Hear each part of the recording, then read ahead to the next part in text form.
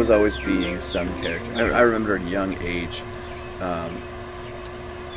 my brother, my older stepbrother Jesse, he was talking to a recruiter, was coming over for some military branch. I don't remember which one, and I wanted to dress in some sort of cargo pants and whatever.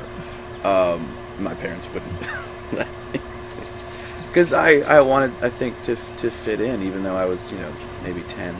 When it came to going to college,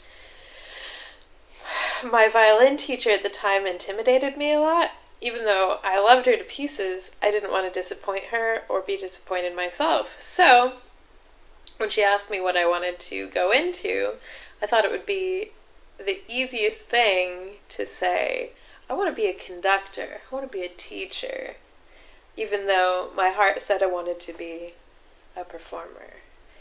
I didn't have the courage to tell her that I wanted to go into violin performance, because it's where my heart was. I went through a crazy, and in Belfast this does not happen, I went through a crazy hip-hop phase where I was wearing like FUBU clothes, like Wu-Tang Clan jumpers, like the lot, bandanas. that nobody dresses like that in Belfast, especially not in the late 90s.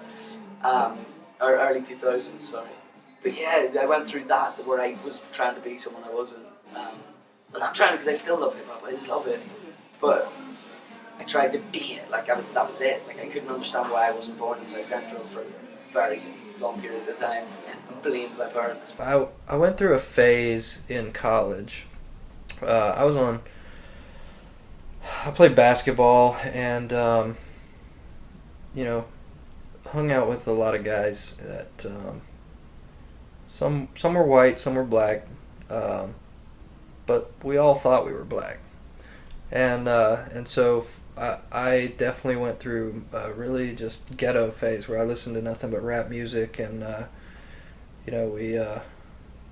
we talked like we grew up in the hood, and and I guess that would be considered like an identity crisis. I had a lot of fun with it. Like I look back at those years and it's funny because it really was not me, but it was so much fun. Like we had a blast together, and I don't know, I guess as long as you're enjoying yourself and not doing anything too stupid, then I guess it's alright. When I was in college, I probably had 4 or 5 like identity changes. I went through a season where I was the only white guy in my group of friends. They were all other minorities, and I sort of accentuated I lived in New York and I'm half Jewish, and so I sort of became that guy. I became the loud Jewish guy from New York, and wore very much stuff that you would see in hip-hop videos at that time, flat brimmed caps, and I had the little chin strap beard and all that goofy stuff, and so I was that guy for a while, and then I was the super preppy guy for a while, and some days it would change on a day-to-day basis. It seemed like I was being different characters depending on which day of the week it was. And I think that's, that was just me in some ways trying to reconcile all the other stuff that was going on in my brain, because I had this sort of deep affinity for Motown and soul and R&B and hip-hop music. And I also really liked, TED Talks and culture and business world, and reading Forbes lists, and so I had all these different sort of things, and I felt like somehow I think I was making my wardrobe a canvas to sort of just display whoever I was feeling like that day. And you do that thing as teenagers, don't you, where you try to,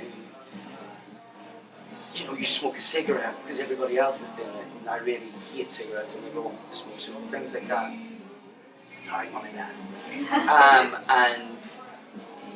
And listening to music you don't like and pretending that you like certain people when you don't, and just trying to be cool, like forcing coolness when it's really not. Like, it's the absolute anti of cool looking back on it. What you were trying to be was trying to be vulgar and crude to impress, and that's not cool. So yeah, I think I tried really hard at that for a bit, like 15, 16.